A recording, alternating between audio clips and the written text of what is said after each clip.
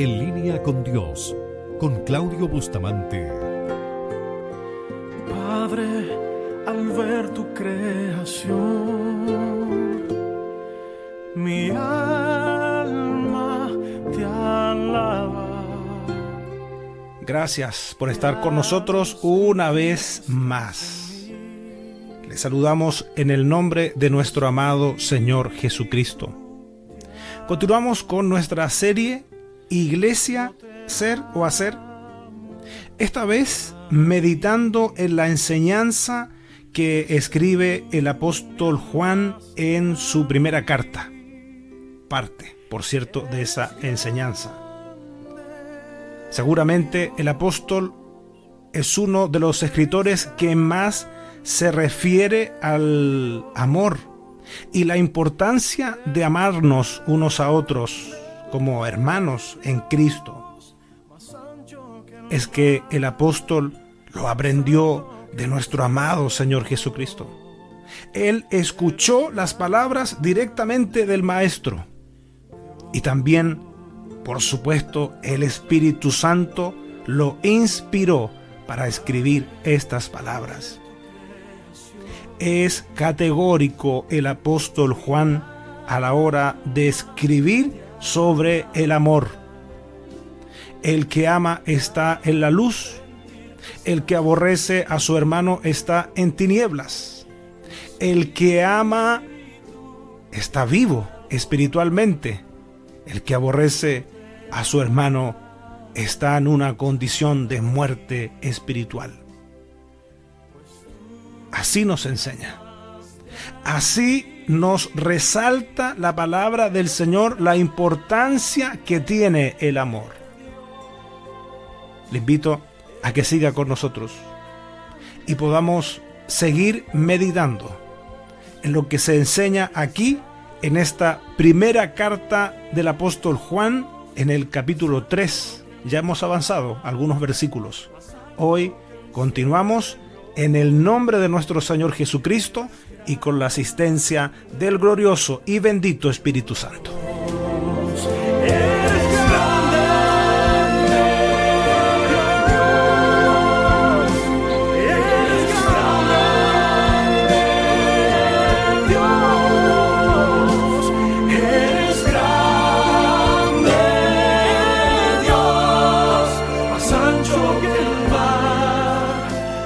Bienvenidos, bienvenidas. Gracias por estar ahí con nosotros. Hay una expresión que resulta un poco fuerte, por decirlo de cierta forma. Porque aquí en este capítulo 3 de la primera carta de Juan, dice en el versículo 15, todo aquel que aborrece a su hermano es homicida. Está calificando a quien no ama a su hermano como un asesino. Esto es la palabra de Dios. Esto no es una poesía. Esta es la voluntad de Dios, la luz para nuestra vida, lo que señala el manual de vida para el hijo, para la hija de Dios.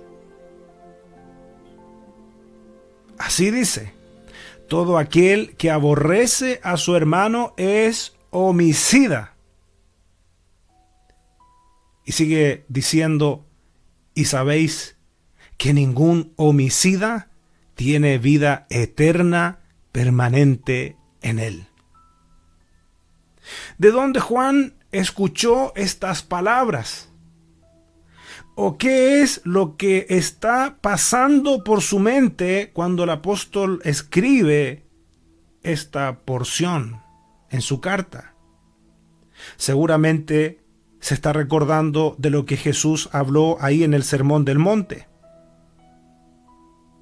Específicamente lo encontramos nosotros en el capítulo 5 de Mateo, versículos 21 y 22. Antes de dar lectura a estos versículos, quisiera señalar que hay gente que comprende o para su modo de ver las cosas, la gracia exige menos. Como que en este periodo de gracia son menos las exigencias para el creyente. Y sabe, cuando estudiamos la palabra, nos damos cuenta que es absolutamente lo contrario. Son más altas las exigencias. Por eso vamos a Mateo capítulo 5, versículos 21 y 22. Dice así la palabra del Señor. Es Jesús el que está hablando. Oísteis que fue dicho a los antiguos: no matarás. Y cualquiera que matare será culpable de juicio.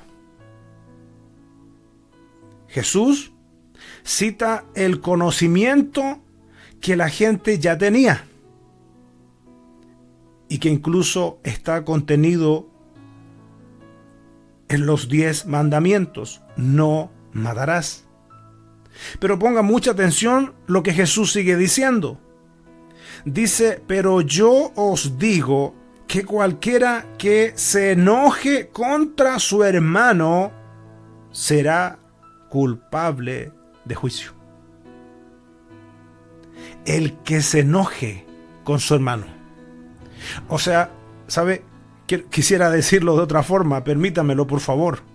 No es la voluntad de Dios que usted, ni yo, ni nadie viva enojado con su hermano o con su hermana. Jesús lo está diciendo aquí muy claro. El que se enoja con su hermano se pone a la altura de un homicida. Es lo que Juan también nos está diciendo. Todo aquel que aborrece a su hermano es homicida. Jesús dice, pero yo os digo que cualquiera que se enoje contra su hermano será culpable de juicio, y cualquiera que diga necio a su hermano será culpable ante el concilio, y cualquiera que le diga fatuo quedará expuesto al infierno de fuego. O sea, esto es muy serio. Estas palabras son muy serias, porque usted ni yo estamos autorizados, a la luz de la enseñanza bíblica, a enojarnos con nuestro hermano y que ese enojo perdure. La Biblia nos enseña muy claramente, por eso que yo le invito que le pongamos atención lo que el Señor nos está diciendo a través de su palabra. El que aborrece a su hermano es homicida. Y sabéis que ningún homicida tiene vida eterna permanente en él. ¿Cuál es la voluntad de Dios? Que imitemos a Cristo. ¿Qué fue lo que Cristo nos enseñó? Él nos dio un nuevo mandamiento. ¿De qué se trata ese nuevo mandamiento? Se trata de amarnos los unos a los otros como Él nos ha amado. Mire qué clara la palabra del Señor. Sigamos con el versículo 16, aquí en la primera carta de Juan, en el capítulo 3. En esto hemos conocido el amor, en que Él puso su vida por nosotros. También nosotros debemos poner nuestras vidas por los hermanos. Esa es la voluntad de Dios. Jesucristo ofrendó su vida. Jesucristo entregó su vida ahí en la cruz, un acto de amor por todos nosotros, por el mundo entero. así como lo dice uno de los versículos más conocidos de las Sagradas Escrituras en el Nuevo Testamento. Porque de tal manera amó Dios al mundo que ha dado a su Hijo unigénito. Ahí tenemos la muestra, la evidencia del amor. Recuerde usted que Dios es amor. Entonces tenemos un ejemplo. Él, o sea, Jesús, puso su vida por nosotros. Ahora, ¿qué debemos ser nosotros como seguidores de Cristo, como discípulos de Cristo? También nosotros debemos poner nuestras vidas por los hermanos. Alguien podría decir, pero ¿qué significa esto? ¿Tendré que entonces yo también morir sacrificado entonces? ¿Sabe? Hoy tenemos la posibilidad de vivir para servir. Y justamente es lo que el Señor desea que nosotros hagamos. Que vivamos para servir. ¿Servir a quién? Servir a los demás. Jesucristo nos enseñó. Jesucristo vino a servir. Jesucristo se humilló. Y la Biblia dice, haya pues en vosotros el mismo sentir, la misma actitud que hubo en Cristo Jesús. Vivir para servir a los demás. Vivir para reflejar a Cristo. El apóstol Pedro dice en una de sus cartas que nosotros vamos tras las pisadas de Cristo. El amor es evidente. El amor se muestra en las acciones, en las actitudes. No es suficiente con decir amar. Por eso, subrayemos lo que la palabra de Dios nos está diciendo. También nosotros debemos poner nuestras vidas por los hermanos. El ejemplo lo tenemos en Jesucristo. Él nos enseñó a servir. Él nos enseñó a amar. Él nos dio la medida del amor para nuestros hermanos. Dijo, como yo os he amado. Pero sabe, el apóstol aquí también lleva estas palabras a cosas prácticas. Antes de avanzar, quisiera contarle que esta carta se escribió aproximadamente entre el año 85 y 90 después de Cristo. Se escribe a creyentes. Se escribe a personas que han recibido a Jesús en su corazón y lo han confesado como su único Señor y Salvador. Dice la palabra del Señor, versículo 17, pero el que tiene bienes de este mundo y ve a su hermano tener necesidad y cierra contra él su corazón, ¿cómo mora el amor de Dios en él? ¿Se da cuenta que el amor es práctico? Y me llama la atención porque la Escritura dice que cierra el corazón. No habla primero de las manos. Dice que cierra el corazón. Lo primero que se cierra es el corazón. Y cuando damos, cuando amamos, hay un corazón abierto. Si hay un hermano que está en necesidad y nosotros tenemos con qué suplir esa necesidad, con qué ayudar, tenemos el deber de hacerlo. Por eso que la Escritura dice cómo mora el amor de Dios en él. Y anteriormente señala y dice, pero el que tiene bienes de este mundo y ve a su hermano tener necesidad y cierra contra él su corazón, ¿cómo mora el amor de Dios en él? Y sigue diciendo, hijitos míos, no amemos de palabra ni de lengua, sino de hecho y en verdad. Quiero invitarle que vayamos a la carta que escribe Santiago en el capítulo 2. Miren qué interesante lo que vamos a poder meditar.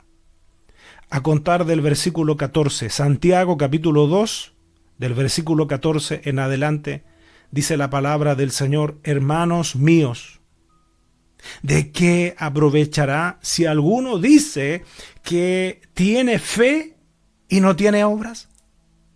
¿Podrá la fe salvarle? Y si un hermano o una hermana están desnudos y tienen necesidad del mantenimiento de cada día, y alguno de vosotros les dice: id en paz, calentaos y saciaos, pero no les dais las cosas que son necesarias para el cuerpo, ¿de qué aprovecha? Y sigue diciendo la palabra del Señor: así también la fe, si no tiene obras, es muerta en sí misma. Pero alguno dirá: tú tienes fe y yo tengo obras. Muéstrame tu fe sin tus obras y yo te mostraré mi fe por mis obras. ¿Se da cuenta? Miren lo que vamos a descubrir ahora. Gálatas capítulo 5, versículo 6. Vamos a leer la última parte de este versículo. Sino la fe que obra por el amor. La fe que obra por el amor. Otra traducción, siempre Gálatas capítulo 5, versículo 6, la última parte de ese versículo, dice: lo importante es la fe que se expresa por medio del amor. ¿Se da cuenta cómo se entrelaza todo? ¿Cómo está hablando de lo mismo? Habla de fe con obras. Fe y obras de amor, por amor, porque es la enseñanza que hemos recibido del Señor. El amor es esencialmente práctico. Vamos ahora a Primera de Tesalonicenses capítulo 4, versículos 9 y 10.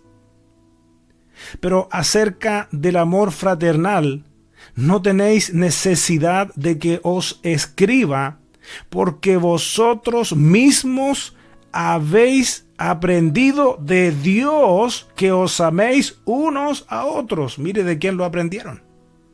Igual que usted y yo hemos aprendido de Dios. La palabra de Dios nos ha enseñado a que debemos amarnos unos a otros. Y si no lo sabía, en parte de esta serie lo ha escuchado.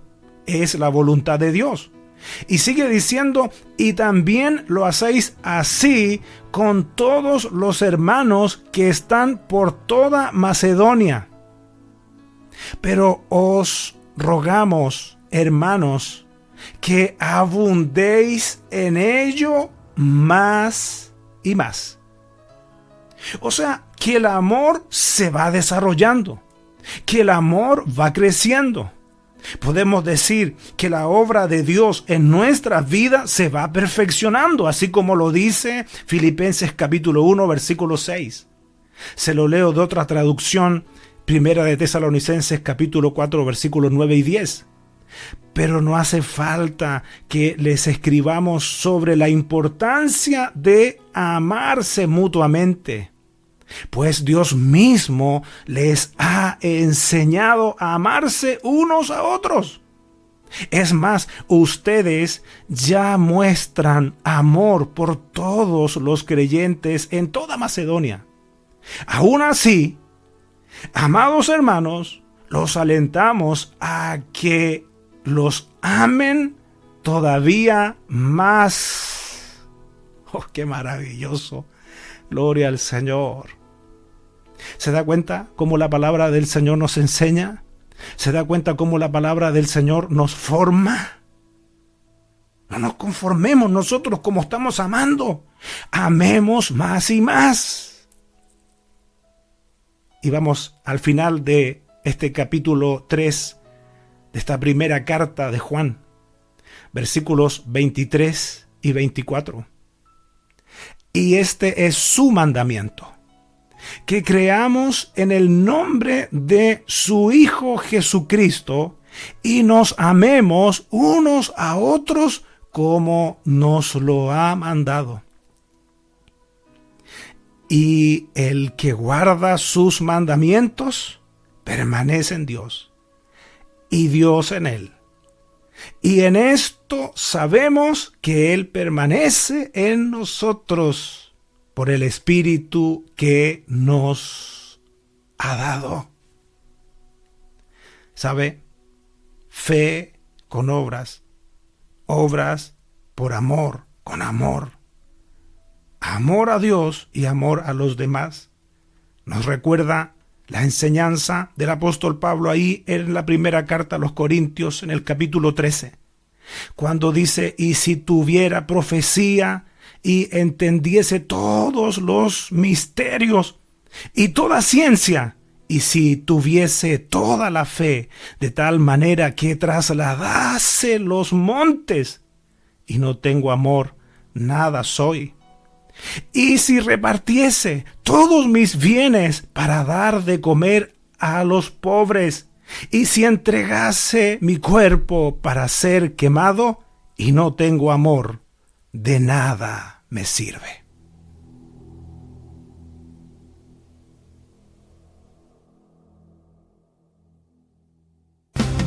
Esperamos que este mensaje haya sido de bendición para tu vida. Y si lo fue, te invitamos a que estudies la forma de apoyar nuestro ministerio. Desde ya contamos con tus oraciones. Para comunicarte con nosotros, lo puedes hacer desde cualquier parte del mundo a nuestro WhatsApp más 549-2604-2042-82 o a nuestro correo electrónico en lineaministerios@yahoo.com.ar. Recuerda que en nuestro canal de YouTube hay más predicaciones para ti. Gracias por estar con nosotros. Que Dios te bendiga. Ministerios en línea, dedicados a la evangelización y edificación del cuerpo de Cristo.